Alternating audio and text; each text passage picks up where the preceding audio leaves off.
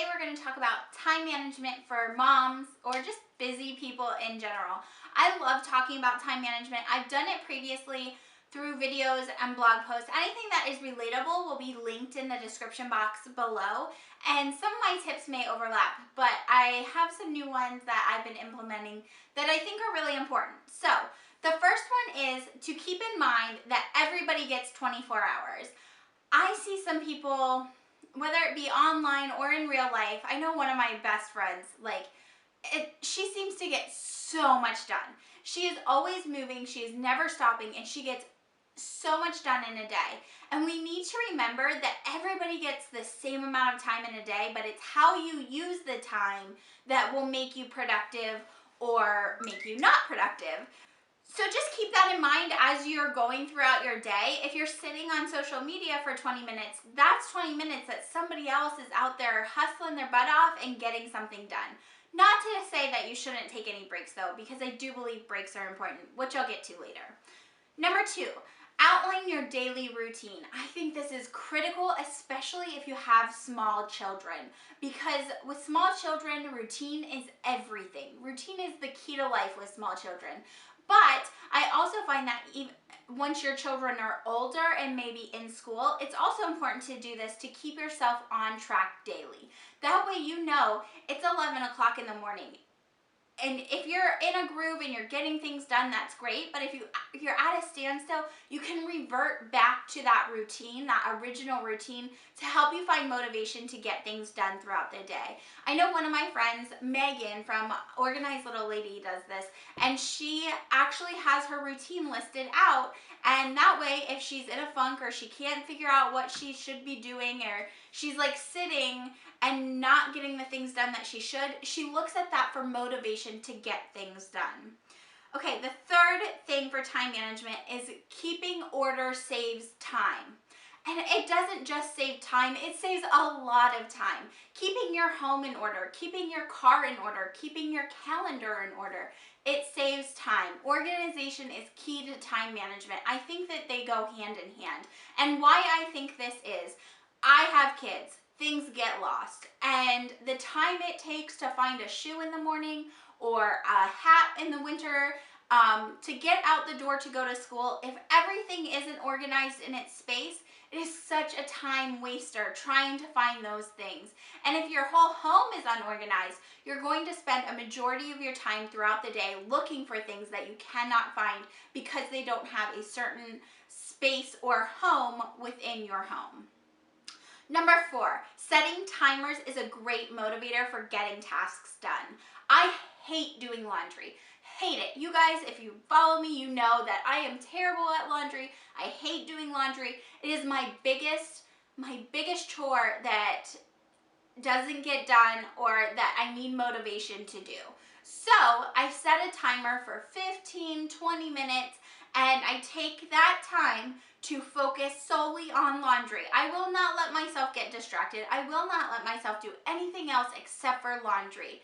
Another thing is when you set a timer, it gives you an end point. So if it's a huge task that you know you're not going to finish in one day, you can always set the timer for 40 minutes, 50 minutes, however amount of time you have.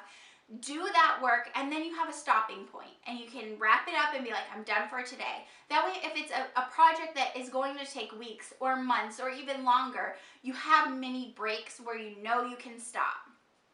The thing though with setting timers is I find that if I'm folding laundry, I have a timer set and I don't make it the whole way through, don't stop when the timer goes off. If you have things left to fold, no, okay, my time is up, and as soon as I fold these, if you're close to being done, I should say, just finish it. And then you'll feel even better about yourself because you not only made it through the time that you allotted yourself, but then you went the extra mile to complete the task. Tip number 5 is to prioritize what needs done and to always know that there is tomorrow. Obviously, there are tasks that have to be done within a certain day. Feeding your children, picking your children up for certain places, going to meetings, doing things for work. But there are other tasks that can wait till tomorrow.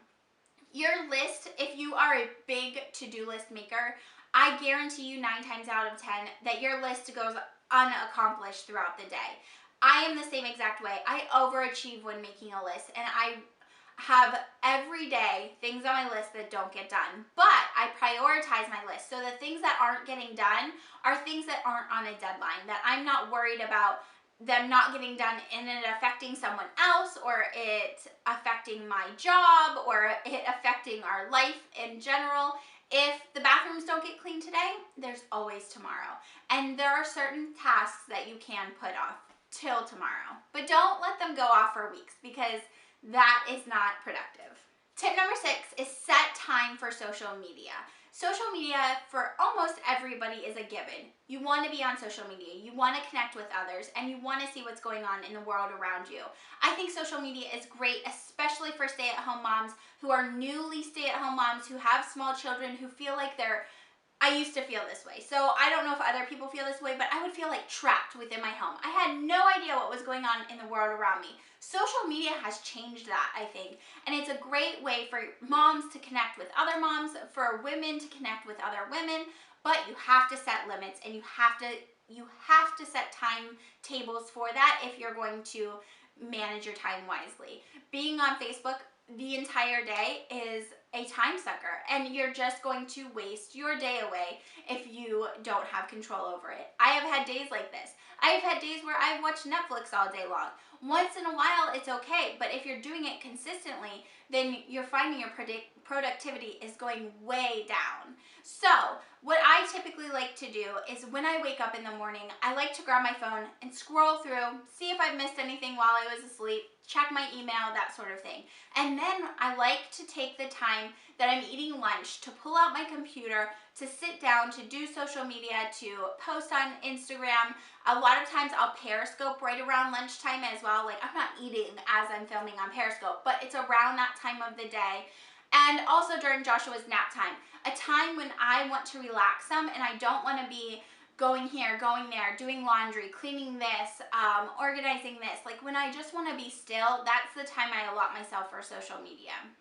Number 7 is to save minutes whenever possible. And what I mean by this is to really strategically place out items within your day. If you have to run to Target in the morning and then you also have to run to the post office, don't do those at 2 separate times of the day. Try and make it so that you can do them back to back. That way, the time it takes you to travel to Target is going to be then saved to then go to the post office and then come home, instead of making separate trips. I hope that makes sense. It really doesn't seem like it does, but in my brain it does. Or if you have to go grocery shopping, but you also need a t-shirt for your daughter's school tomorrow, maybe switch and do your grocery shopping at a store that you can also buy a t-shirt.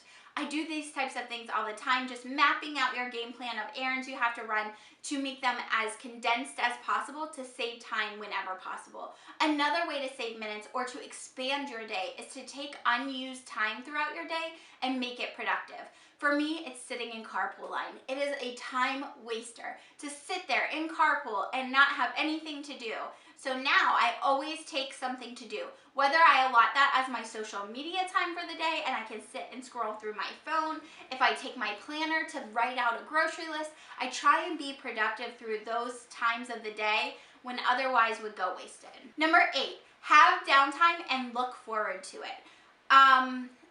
Allotting yourself some downtime every single day is so important. That way, when you're working hard throughout the day, you know that there's an ending point and you know that there's time for relaxation.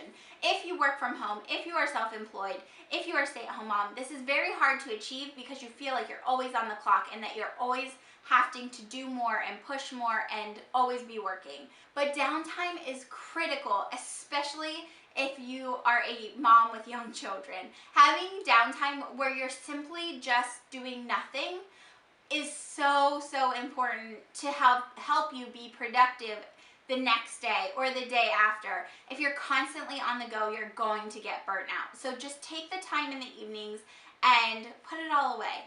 And know that tomorrow the laundry will still be sitting right beside you, right there. It's right there, I promise. And the laundry will still be there, your emails will still be there, but just shut it off. Have an ending point to your day that isn't right before you go to sleep. I think that's very important and one that I need to do more of. Number 9 is to use shortcuts whenever possible. Things that help you be productive. In my case, it's my crock pot. Making dinners quickly without me having to stand over the stove is so important. Another one that I do that is actually a tip from a viewer is to use the timer on your washing machine. This has changed my laundry routine. Still not perfect, still needs work done, but it's improving. If I have a load of laundry at night that's ready to be washed, I put the detergent in, I put the fabric softener in, and I set my timer for 6:30 in the morning. That way, when I'm waking up in the morning, my laundry is already washed and it's ready to be in the dryer. Not only is this saving you time, but mentally, it is so gratifying knowing that it's 7 a.m. and my laundry is already washed and in the dryer. That makes you feel productive right from the get-go every single morning, and it makes you want to be productive throughout your day. I promise it has worked for me. Number 10 is to know and utilize your most productive time of the day. I don't know if this is actually studied and guaranteed, but it works for me. I have a time of day every day where I'm most productive, where I get the most done in the shortest amount of time, and I'm super motivated to do so. You want to know what that time it is? It's after my kids get home from school, before my husband gets home from work. I don't know why, but I think I'm most motivated during this time because I want my husband to come home and to see my productivity throughout the day and to see that I got a lot accomplished and that I wasn't just sitting around as some people think stay-at-home parents do. Not saying my husband thinks that, but I know that other people think that. And this is my most productive time of the day. I can zip through the house and get so much cleaned and decluttered and dishes done and dinner ready. I'm just like on my A game during that block of time every day. So if that's my most productive time of the day, I want to cram as many things into that time as possible. And that way I can just fly through them and have like 7 things set up that I know I want to get done. And most of the time I get them done during that time frame of the day. The hard part for me is that whenever that productive time, the hours of like say 4:15 to 6:15 are when we have something going on. In the spring and summer, whenever we are going right from school into activities, I don't have that bubble of productive time and then I get nothing done throughout the day. So you need to utilize that productive time if possible. If you can't, I'm still working on an answer for if you can't use that time to be productive. I'll let you know if I come up with one. And my extra little tidbit is to delegate. Delegating to your children changes your life. I am so serious, but you have to delegate responsibly. You need to make sure the task is something that your children can do with or without your help safely. And you also need to make sure that it's not going to create more work for you down the line. If I went and told my 2-year-old to go put his clothes away in his room, that would mean throwing his clothes all over the floor. And that would not be productive for me because I would then be folding his clothes once again and putting them away myself. So, not a great chore for him. But if I tell my 6 and my 8-year-old to put away their laundry, that is a task that they can do that I no longer have to do. And it gives them a sense of responsibility and a sense of helping out in the family.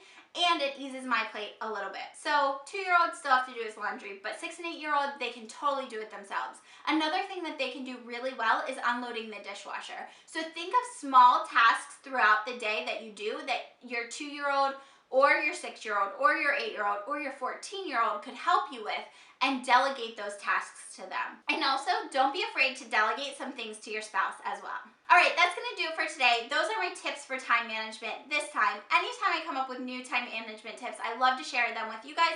Once I find things that work for me, I like to help them hopefully work for you. If you found this helpful, please hit the like button below and leave me a comment with your best time management tip. I can't wait to hear it. Thank you so much for watching, and I will see you next time. Bye, everyone.